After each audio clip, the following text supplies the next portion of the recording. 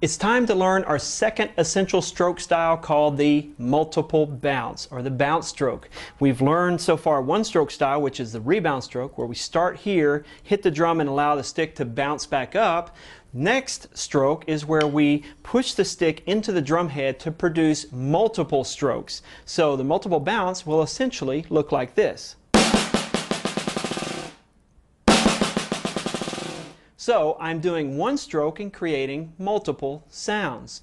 Now, if you've ever heard a buzz roll on a snare drum, you know exactly the kind of sound that the multiple bounce will produce. Let me show you what it's going to look like when we're all finished and done with this.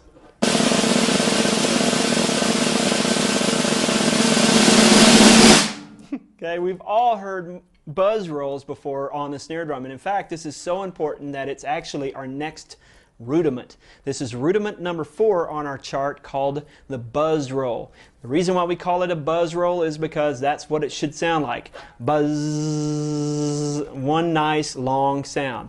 Now the reason why I start this process so early is because I think it's very important that you learn how to produce great sounding multiple bounces on each hand separately before we put it all together. So this takes a long time and it's a long process. So let's begin by learning how to do great sounding buzzes on each hand separately. The concept that we're going to try to do here is pushing the stick onto the drum head using a little bit of pressure in our fulcrum to start the stick bouncing. Now as the stick bounces, I kind of release my pressure in my fulcrum to keep the stick bouncing. Watch that again. Now there's a couple of important concepts that you should know. In producing a multiple bounce, the speed of my bounces is regulated by the squeeze I have, or the pressure I have in my fulcrum. I hate to use the word squeeze because really it's just a little bit of pressure. So if I put a lot of pressure in my fulcrum, I'll have a short bounce and it'll be very close together. If I have almost no pressure in my fulcrum, guess what happens? It rebounds back up. Alright, the trick is to regulate the pressure in our fulcrum to produce that perfect sounding multiple bounce every single time.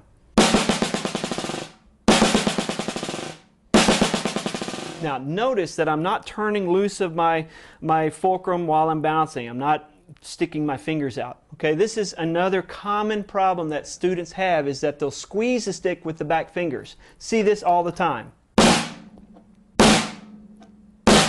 If your bounce stops and you can't get it to go longer, even if your fulcrum is all the way off the stick, basically that means you're squeezing with the back fingers. That has been a no-no since day one. We have never squeezed the stick with those back fingers. So what I have sometimes with students that have a problem with this, I have them take the back fingers off altogether. Now we only do that just so that they can feel what it feels like to have that fulcrum pressure. We're not going to play the drum like this, and don't continue to do that other than a couple of times. Wrap the back fingers around, keep some space between the palm of the hand and the fingers so that you can regulate it with only the fulcrum. Of course, the multiple bounce is produced exactly the same way in the left hand.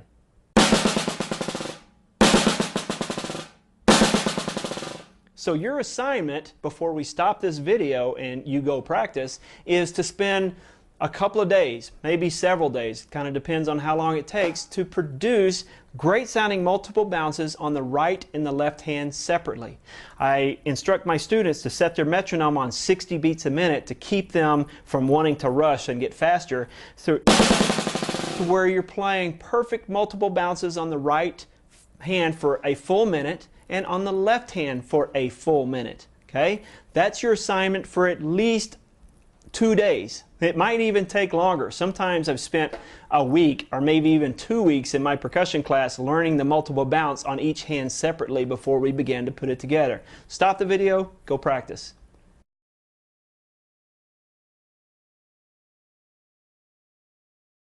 All right, once you've developed that perfect technique on each hand separately, it's time to put the hands together. Again, you've got to have that perfect technique on each hand, otherwise you're going to have some lopsided sounding buzz rolls. Here's how that will look.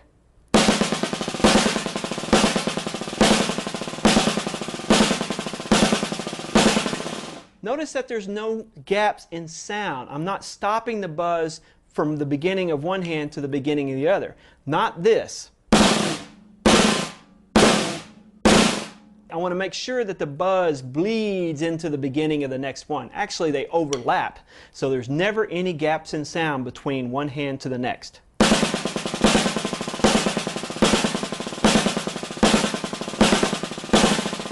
Also notice that I'm not doing anything different in my hands that I did with my rebound strokes and every other thing that we've worked on. Not squeezing with the back fingers, not turning loose of the thumbs, not pumping with the forearms. Everything looks exactly the same, playing nice wrist strokes and making perfect sounded multiple bounces. Eventually, we're going to speed that up. After you've done 60 beats a minute for a couple of days on multiple bounces alternating, then dial your metronome up to 80 beats a minute.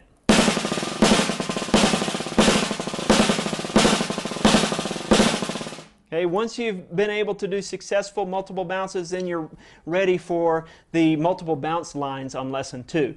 Don't rush the process though. Make sure you take the amount of time that's necessary to do it correctly, and eventually you'll have great sounding multiple bounces. On our next technique exercise that we're going to work on is another essential stroke style called the downstroke.